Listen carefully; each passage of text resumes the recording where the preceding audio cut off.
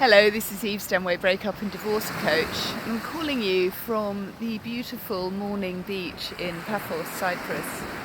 I came here after a whirlwind of days at Impact Live in Sandown Park with Nicola Rowley, and it was the first time I had been on such a big stage talking to so many different people, some really international superstar keynote speakers, and I was on the stage with them. And it was a moment of real visibility, and I'd had some beautiful and wonderful guidance about how to speak. I had 15 minutes, and then I decided that I would really dare to speak. I would dare to share some of the poetry in my book. And so in the last 2 minutes of my talk, I read one of my poems. I remember writing each and every one of the poems in my book. Often I wrote them, the ideas of them came together when I was walking my dogs before I would start writing.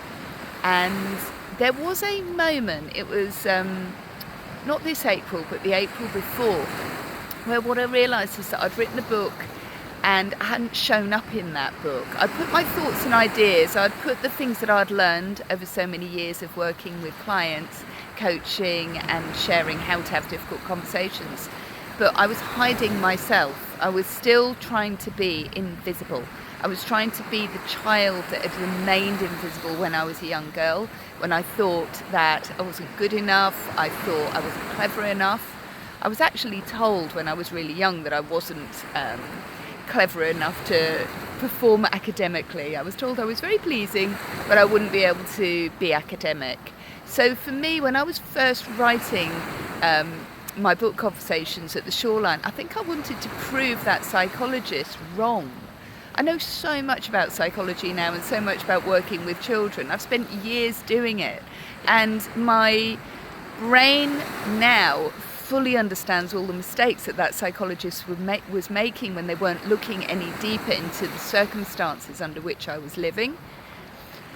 But regardless of that, those words that I heard when I think I was about 14 had stuck with me. And so years, decades later, when I was writing my book, I was scared of being visible. I was scared of showing up because I still thought I wouldn't be good enough. I thought I wouldn't be able to do that. And so I had a really difficult conversation with myself. And then following that, actually quite a difficult conversation with my publisher, where I had to say, look, I know I've written the whole book. I've got all my 10 or 11 chapters ready, but I'm not in the book. I'm not showing up. I'm not being visible. I'm not daring to speak. What is the point, of writing a book about daring to speak when I'm not daring to speak myself, when I'm not showing up truly as who I am? And what I did in that moment, sitting in a cottage actually in Norfolk, I feel like such a classic writer, but what I did in that moment was I made a decision about whether or not I was going to be visible and show up, or whether I was going to hide. It's easy, I can hide behind all the qualifications that I've got, I can hide behind all the years of experience that I've got, but I can't hide from myself. And the thing about a difficult conversation is that the first person it starts with is with you.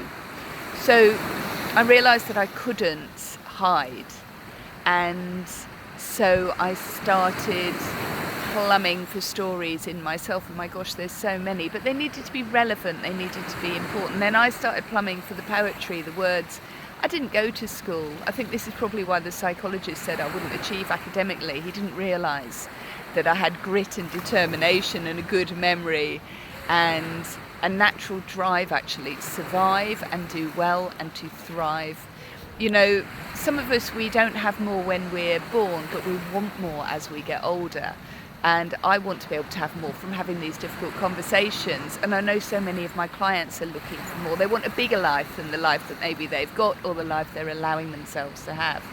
So on that day in April in Norfolk, in beautiful Sam Tony, I made a choice and I chose to show up. And I decided I would show up with my stories, and I decided I would show up with my attempts at poetry. And so on the 25th of June this year, as I stood on stage at Impact Live in my beautiful blue suit, watching the faces of the audience, I had another conversation with myself and said, Eve, be daring, If you believe other people can do these things, you have got to do them yourselves. You can't hide. It's not good enough. It's not good enough for me, it's not good enough for the people I work with, it's not good enough for my clients, and it wasn't good enough for the audience. So I put my money where my mouth is, I guess, and I dared to speak.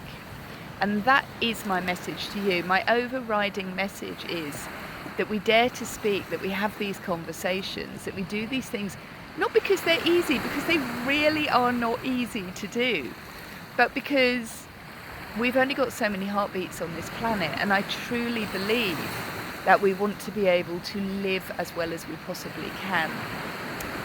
Now, there's a really big difference between kind of showing up and speaking and being loud and brash and being difficult or argumentative, or that daring to speak where we're advocating for our needs or advocating for the needs of others, actually, which sometimes feels easier, because I don't know why, but it's easier for us to have a conversation when it's about someone else and not about ourselves. But on that day in April, which led so seamlessly to that day in June, a year or so later, I shared that commitment to speak with myself and with my audience as I'm sharing it with you now. So please do take some time to find out a little bit more about this. If there's conversations that you are thinking about having, reach out, let me know, put a comment in the chats, like and subscribe, email me, message me, WhatsApp me, my number is out there. But I would love to hear about those quandaries that you are having with yourself about daring to speak, about daring to get your message out there. Look, can you see the sun is rising? I started this video and it was in shadow. I just love the way that the days move. Sometimes people are worried about that time is running out. But I think if we ever know that time is running out and we can see the sun moving, then first of all, it's more joyous to speak and act on these days that we do have. So wishing you all the best. I hope you've enjoyed my rambles, and I look forward to talking to you soon. Take care.